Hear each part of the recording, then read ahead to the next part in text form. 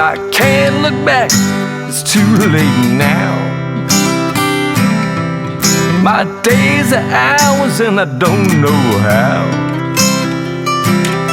but I believe the great is still yet to come. I won't stop fighting, man, until I'm done. Hello, folks, and welcome to the 93rd Breakfast Ball. I'm your host, Bob Cardia. Welcome to the program, as always. And if you like what we're doing, please smash that subscribe button for sure. And as you know, I know Toby and Jeremy, I touched base with you recently. Yes, if you love, if you write, I love the Breakfast Ball in the comments section, you will get, at least you'll be in the drawing for a Starbucks gift card. So, guys, I'm hoping you're enjoying your Starbucks out there. Anyway, today is called Details Matter. Working on getting our college team over the final hoops. Our last two, quasi-major tournaments that we played in, you're staring at the live scoring app, which is now pervasive on almost, 80-90% of college golf tournaments. And both of our last two that I guess we consider quasi-majors, we're winning or in second place most of the day within striking range.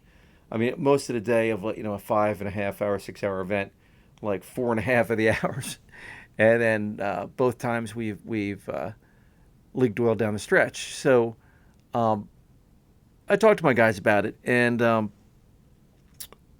what it takes to get to the next level. So years ago, I had a scorecard that I used with some of my better teams that it has your score, your marker, or the person you're keeping score for, and then it has separate categories. And one is greens and regulation, and then another one is within a flag stick, because that gets back to my boy Dave Pells, who I love his stuff.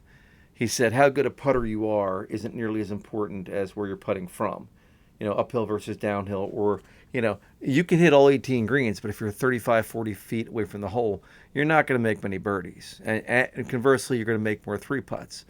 So I gave that card out to the guys, and I made a phone call tonight to one of my players because, when I'm doing this, my expectation is when they're filling out the card, they're going to add up the numbers at the end.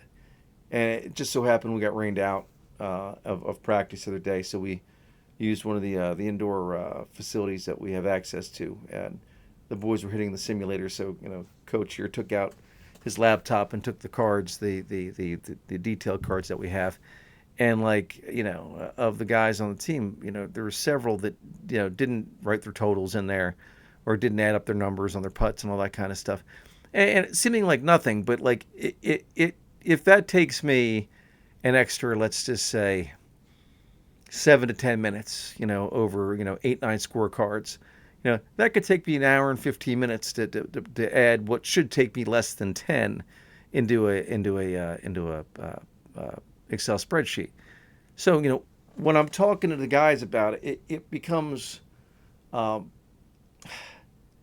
I don't know. It's an interesting dynamic with young people or anybody who cares about what other people think, and everyone does to some extent they care, but I don't know when it became socially acceptable to be your own biggest critic and not your own biggest cheerleader.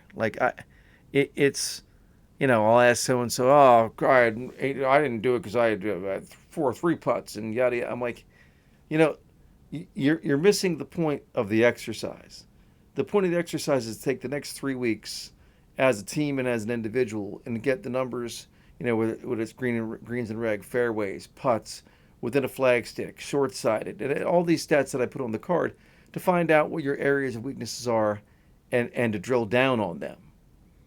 And, I think I mentioned it last week, it's something to the extent of, don't listen to people who aren't where you want to be, yet people really seem to care about what people think, and I you know, it, people say look for your why, okay, and you know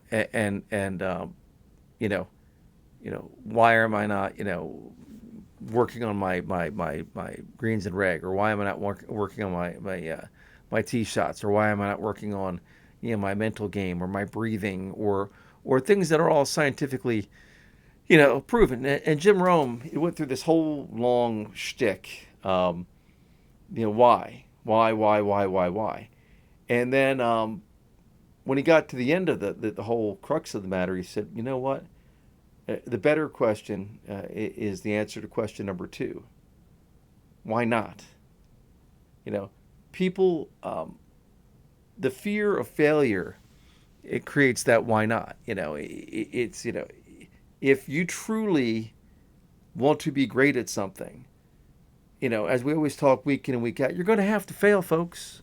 You're going to have to fail, and it'll suck. It'll be things that that'll rock you to your core.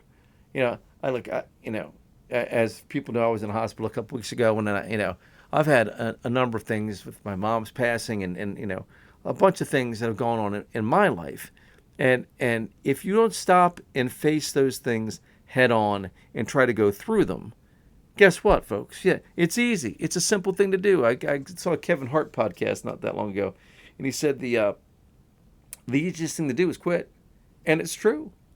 But if you want to be, as David Goggins said, if you want to, if you really want to get to that next level, you got to be to the point where people don't understand you. That you're doing things that others won't do, or can't conceive themselves doing, because they don't want to look silly to other people. And that's really, at the end of the day, and I found that especially in teams that I've had a division or a clique in between, the follow the leader mentality is, ultimately speaking, you are going to become what you think. And one of the best ways I know of getting, to the next level is to start acting like the person that you want to be. If you start, looking yourself in the mirror and patting yourself on the back, or start doing things, start isolating things individually that are characteristics that you want to have, and you start doing them, guess what? You ever hear the expression, fake it till you make it?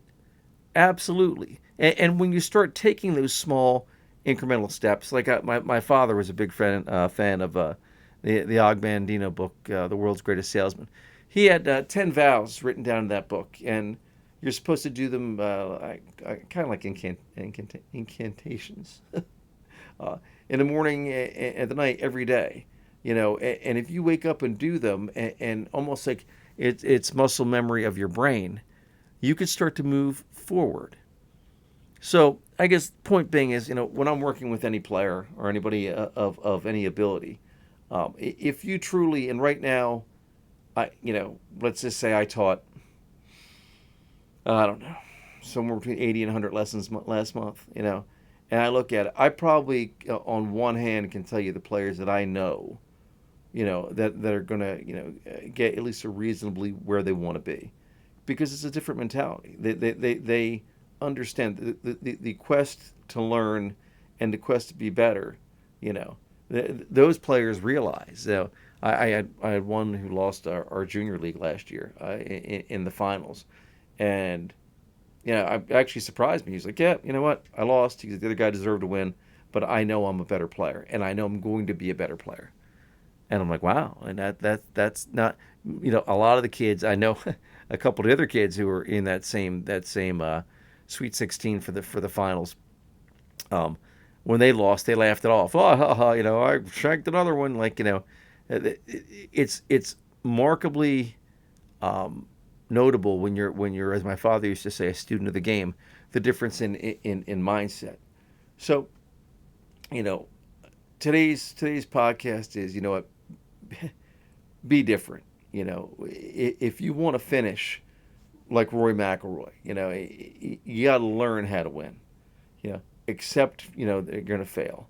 But, as Jim Rome said, it's, the answer to the question why is really why not?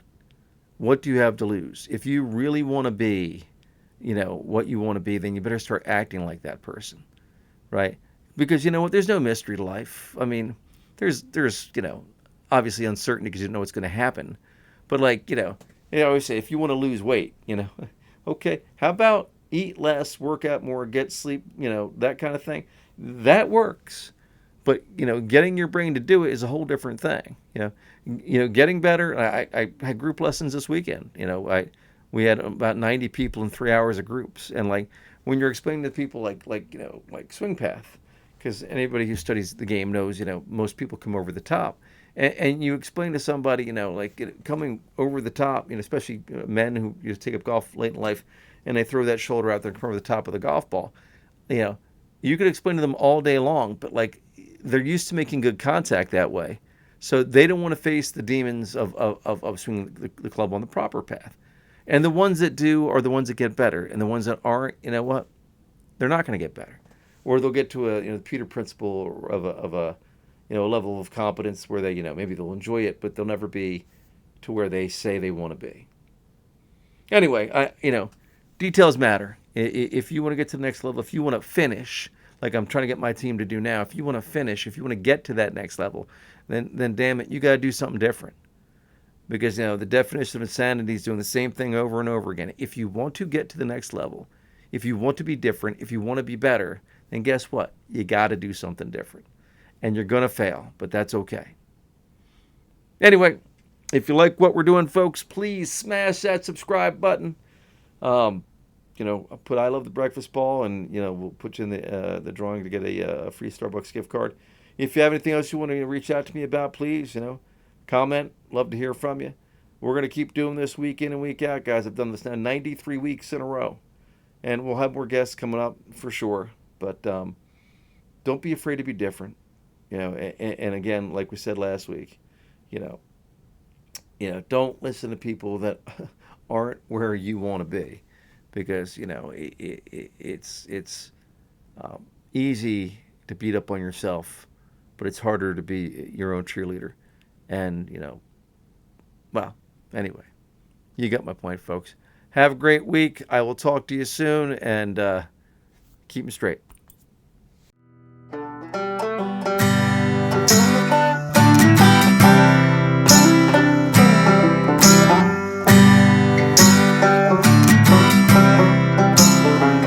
Glass of bourbon, ha. My bourbon, ha. My bourbon, ha. Alcohol.